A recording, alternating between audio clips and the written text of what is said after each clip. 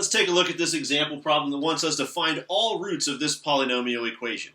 I look at this and I see I have a fifth degree polynomial equation. I have x to the fifth power minus x to the fourth power minus 3x cubed plus 3x squared minus 4x plus 4 is equal to 0. So right away, when I see a fifth degree polynomial equation, immediately I say, okay, the Fundamental Theorem of Algebra, that thing that's so important that they called it the Fundamental Theorem, tells me, because this is a fifth degree polynomial equation, I'm looking for 5 roots total. 5 complex roots. Some of them might be repeated, or they might all 5 be unique. We don't know yet, but let's investigate that further now. Let's narrow it down to some possibilities to start with. We had our Rational Root Theorem from before, the P over Q thing.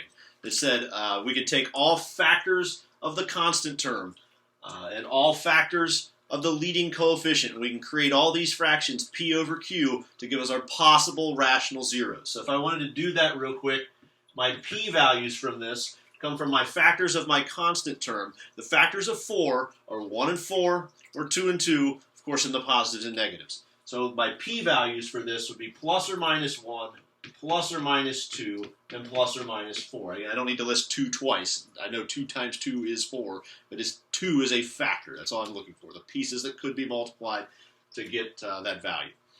The Q values. The factors of the leading coefficient. The leading coefficient here, I don't see a number in front of the x to the fifth term, so it's assumed to be 1.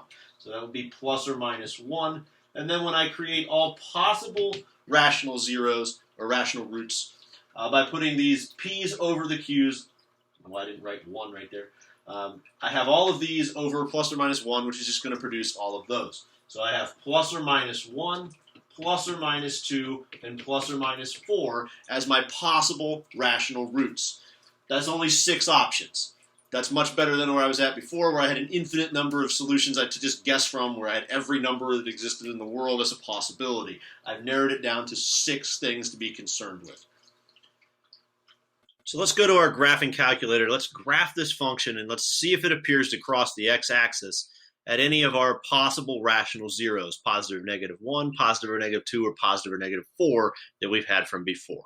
So I go to my y equals screen and I'm going to type in this function, x to the fifth power minus x to the fourth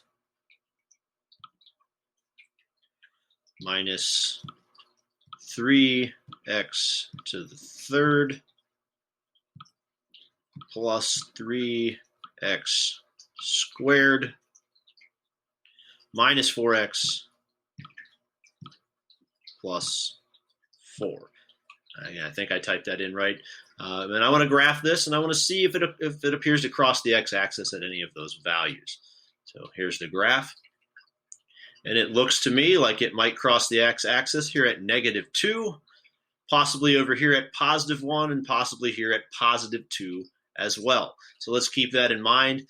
Negative 2, positive 1, and positive 2 look like pretty decent numbers for us to test. So let's go back to our synthetic division and remainder theorem process that we've talked about in other lessons, and let's verify that these either are or are not zeros, and if they are, they will create a polynomial function of lower degree. So let's go ahead and test that now. So we just went to the graphing calculator, and from what we could see on the calculator, it looked like negative 2, positive 1, and positive 2 were all pretty good options. So let's try to run those through this synthetic division and remainder theorem process that we previously learned to not only verify that those are zeros of the function, but each time also create a polynomial of 1 degree lower than before and continue to work down. So let's set up the synthetic division. Negative 2 was the first one I wanted to test, so let's put that in the box. And let's list our coefficients. Our coefficients here are 1, negative 1, negative 3, positive 3, negative 4, and positive 4. Again, I didn't have any skipped powers of x to worry about there. Again, always watch for that. Make sure you put zeros if needed with that. But now let's go ahead and cycle through our synthetic division process.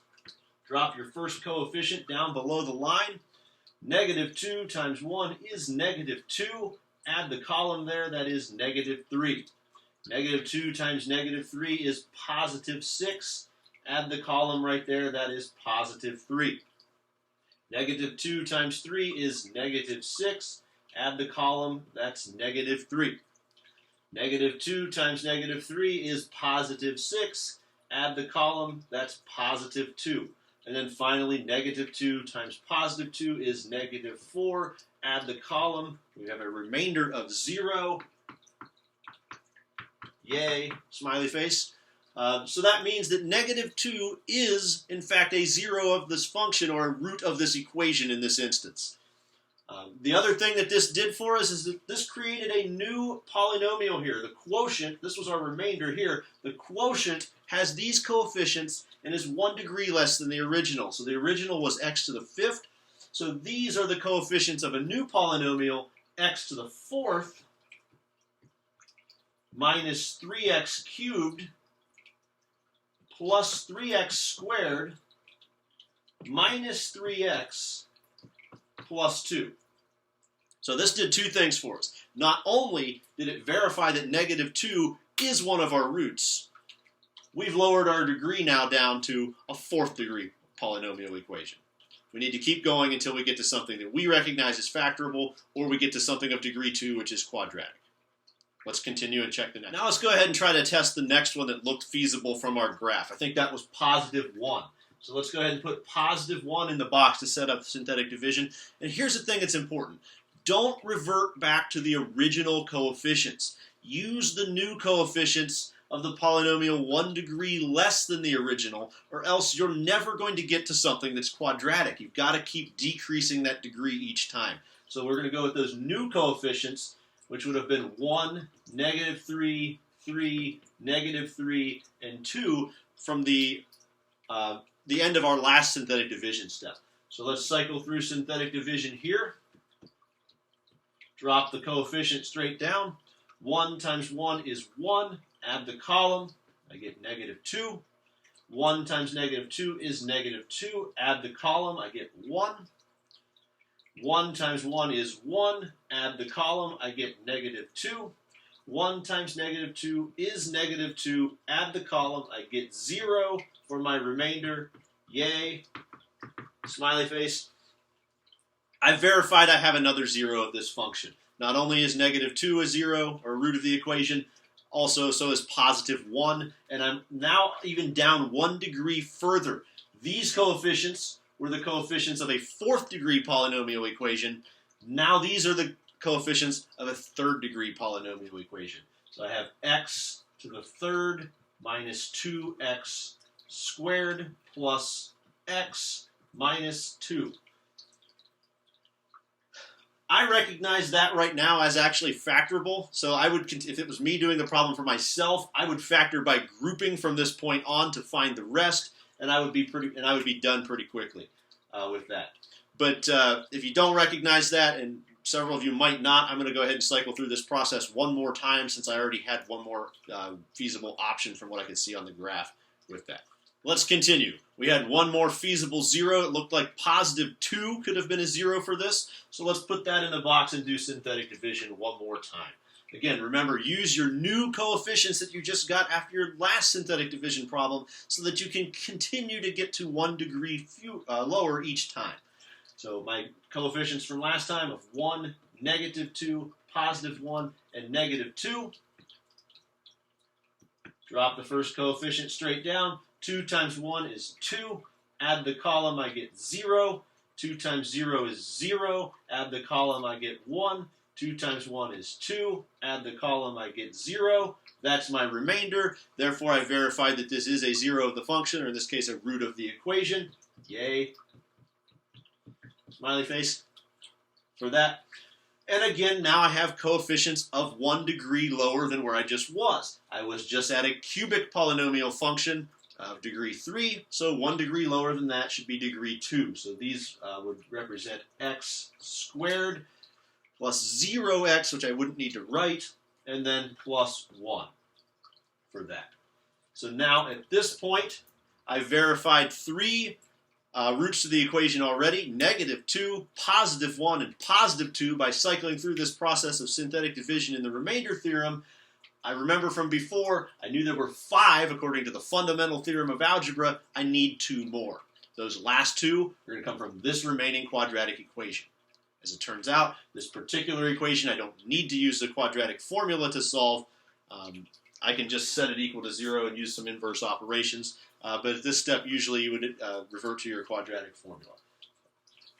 Let me go, not even going to stop the video here for a second. We'll just go and solve this real quick. If we have x squared plus 1 is equal to 0, a couple different approaches I could take there. That's a sum of squares. If you want to factor it using I, you can do that. If you want to use inverse operations, let's do that. If I subtract 1 on both sides, I'll have x squared is equal to negative 1. And then to get rid of the squared, I'll go ahead and take a square root of both sides, and I'll get x equals, I took a square root. Technically, that's equal to the absolute value of x, which is where the plus or minus symbol comes from. So I get x equals plus or minus, and then hopefully we remember from before that the square root of negative 1 is our imaginary unit I. So now we've found all of this. Again, this counts as 2 more solutions, positive I and negative I. Putting that all together, we would have x equals, first one we tested was negative 2. That one worked. Positive 1, positive 2, and plus or minus I for that. And maybe you'll see somebody write it instead of positive 2 and negative 2 separately like that. Maybe you'll see somebody say 1 and then plus or minus 2. You could write it like that as well. But we have all 5 roots of the equation. Again, I know there were 5 because the fundamental theorem told me so. And it was just a very repetitive process of cycling through synthetic division with the remainder theorem until I got to something that was either quadratic or I recognized as factorable. That's how you do that.